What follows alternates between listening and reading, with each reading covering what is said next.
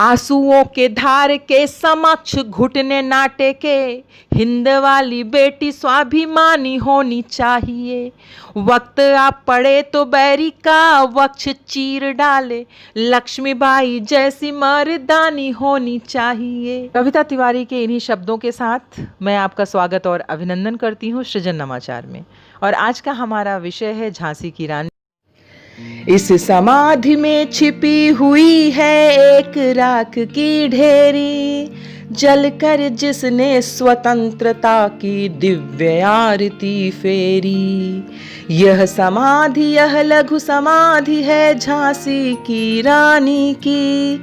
अंतिम लीला स्थली यही है लक्ष्मी मर्दानी की। यहीं कहीं पर बिखर गई वह, यहीं कहीं पर बिखर गई वह भग्न विजय माला सी। उसके फूल यहीं संचित हैं, यह स्मृतिशाला सी। सहे वार पर वार अंत तक लड़ी बीर बाला सी। आहुत सी गिर चढ़ी चिता पर चमक उठी ज्वाला सी। बढ़ जाता है मान वीर का, बढ़ जाता है मान वीर का रण में बलि होने से। मूल्यवती होती सोने की भस्म यथा सोने से। रानी से भी अधिक हमें अब यह समाधि है प्यारी। यहाँ निहित है स्वतंत्रता की आशा की चिनगारी। इससे भी सुंदर समाधियाँ, इससे भी सुंदर समाधियाँ हम जग में हैं पाते। उनकी गाथा पर निशीथ में क्षुद्र जंतु ही गाते। पर कवियों की अमर गिरा में इसकी अमिट कहानी। स्नेह और श्रद्धा से गाती है वीरों की यही बानी। बुंदेले हर बोलों के मुख, बुंदेले हर बोलों के मुख हमने सुनी कहानी। खूब लड़ी मर्दानी वह थी झांसी वाली रानी। इस समाधि में छिपी हुई है एक राख की ढेरी, जलकर जिसने स्वतंत्रता की दिव्य आरती फेरी। इस समाधि में, जो यह समाधि है वो किसी साधारण व्यक्ति का नहीं है। यह समाधि किसका है? यह समाधि रानी लक्ष्मीबाई की है। समाधि का अर्थ होता है ध्यान में लीन वह स्थान या कोई चीज को रखना या संजोना। तो समाधि में छिपी हुई है। समाधि में क्या रखा हुआ है? एक राख की ढेरी। ढेरी का अर्थ होता है कि छोटा ढेर या कोई राशि। तो इस समाधि में छिपा हुआ यानी रखा हुआ है, क्या रखा हुआ है? लक्ष्मीबाई के कुछ अवशेष को रखा गया है। जलकर जिसने, जलकर अर्थात प्रज्वलित होकर जिसने स्वतंत्रता की, किसी बंधन से मुक्ति के लिए यानी स्वतंत्रता के लिए दिव्य अर्थात अलौकिक भव्य आरती। आरती का कहने का आशय यहाँ यह है कि जब हम आरती करते हैं तो धूप या दीप को प्रज्वलित करते हैं, यानी कुछ हम जलाते हैं तब हम आरती करते हैं। तो रानी लक्ष्मीबाई ने उन्होंने स्वयं को जलाकर फेरी अर्थात परिक्रमा लिया। तो कहने का अर्थ है कि यह जो समाधि है उसमें एक राख की ढेरी अर्थात उनके कुछ अवशेष रखे गए हैं। और किसके रखे गए हैं? उस महान योद्धा को, जिन्होंने स्वयं को प्रज्वलित करके, जिन्होंने स्वयं को प्रज्वलित किया और स्वतंत्रता के लिए एक दिव्य आरती की परिक्रमा की। यह समाधि, यह लघु समाधि है। यह जो आपको समाधि दिख रही है, लघु का अर्थ होता है छोटा, भले ही छोटी समाधि है, पर यह है किसकी? महत्व यहाँ तब बढ़ जाता है कि ये समाधि झांसी की रानी की है। किसकी है? झांसी की रानी की। उस समाधि का महत्व ऋषि मुनि की समाधि स्थली से कम नहीं है। अंतिम लीला स्थली यही है। अंतिम अर्थात होता है आखिरी। लीला का मतलब होता है खेल या खिलवाड़ या युद्ध। यह वही स्थान है, स्थली का अर्थ होता है स्थान। यह वही स्थान है, यह वही आखिरी स्थान है, यह वही भूभाग है जहां पर दुष्टों का मर्दन करने वाली, मर्दानी। मर्दानी से यहाँ कतई तात्पर्य नहीं है पुरुषों से, मर्दानी का अर्थ होता है दुष्टों का मर्दन करने वाली। कौन? रानी लक्ष्मीबाई ने इसी स्थान पर अपना आखिरी युद्ध लड़ा था। यानी यह जो लघु समाधि है, छोटी सी समाधि है, वो झांसी की रानी की है।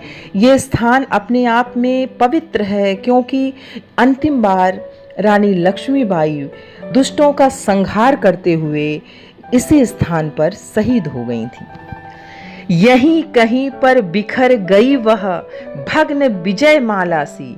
यहीं कहीं अर्थात जो आपको समाधि स्थली दिख रही है, यहीं कहीं पर वो बिखर गई यानी फैल गई।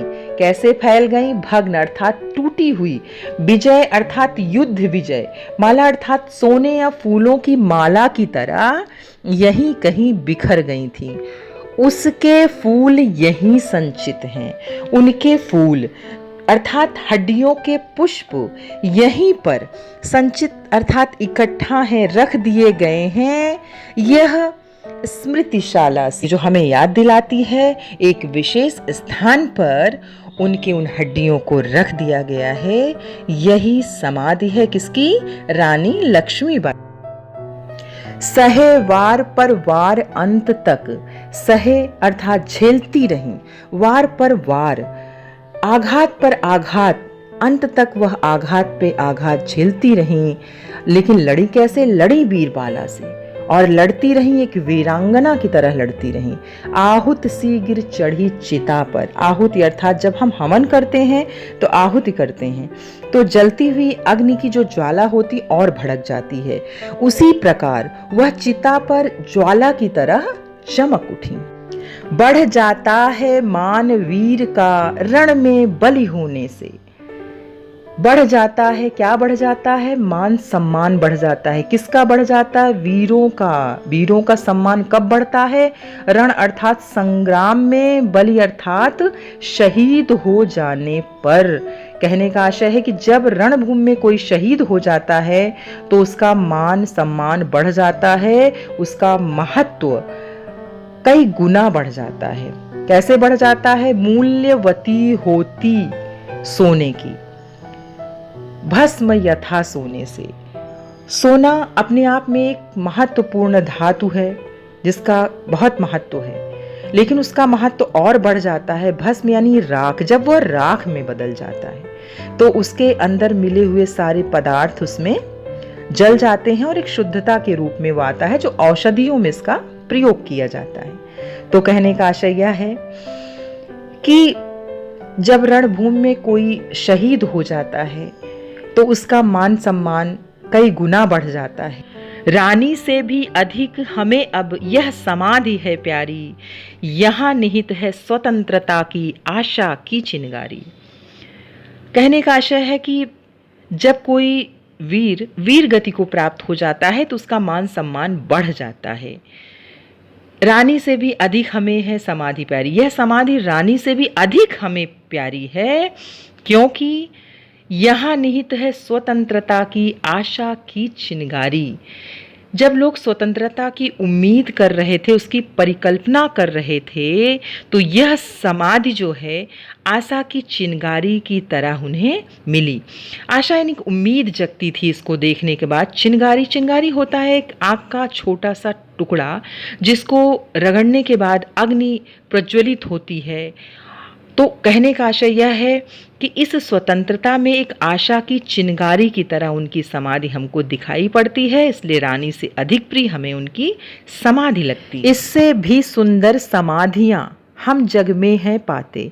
इससे भी बहुत सुंदर सी समाधियां संसार में हमें देखने को मिलती हैं, लेकिन उनका यशोगान कौन करता है? उनकी गाथा पर निशीथ में, यानी उनकी जो गाथा है, उनका जो वृत्तांत है, वो निशीथ का अर्थ होता है अर्धरात्रि। आधी रात में कौन गाता है? क्षुद्र जंतु, यानी छोटे जीव जंतु ही गाते हैं। उनका यशोगान कौन करता है? क्षुद्र जंतु ही करते हैं।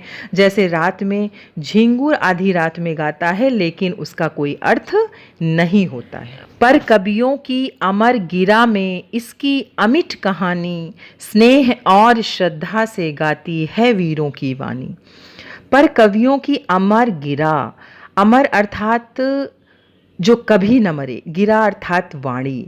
पर कवियों की अमर गिरा में जब कवियों की वाणी मिल जाती है तो उन वीरों की जो कहानी है वो अमिट हो जाती है, यानी कभी नहीं मिटती है। कहने का आशय यह है कि जब कवि किसी वीर को पंक्तिबद्ध कर देता है, उसको अंकित कर देता है, शब्दों में पिरो देता है, तो उसकी कहानी कभी ख़त्म नहीं होती है। स्नेह और श्रद्धा से, प्यार, विश्वास और श्रद्धा से वो वीरों की वाणी बन जाती है, उन्हें संपूर्ण जगत में गुनगुनाया जाता है। तो रानी लक्ष्मीबाई सुभद्रा कुमारी चौहान के द्वारा अमर हो गई। बुंदेले हर बोलों के मुख हमने सुनी कहानी है, खूब लड़ी मर्दानी वह तो झांसी वाली रानी है। बुंदेले हर बोलों के मुँह से, यानी बुंदेल में हर व्यक्ति के मुख से मैंने एक ही कहानी सुनी है। क्या सा कहानी सुनी है? कि खूब लड़ी, जो खूब लड़ी यानी बहुत लड़ी। किसकी तरह लड़ी? दुश्मनों को मर्दन करते हुए, उनका अंत करते हुए अंतिम समय तक लड़ती रही। वो कौन है? वो झांसी की रानी है। यानी झांसी जो है वो झांसी की रानी के नाते प्रसिद्ध है।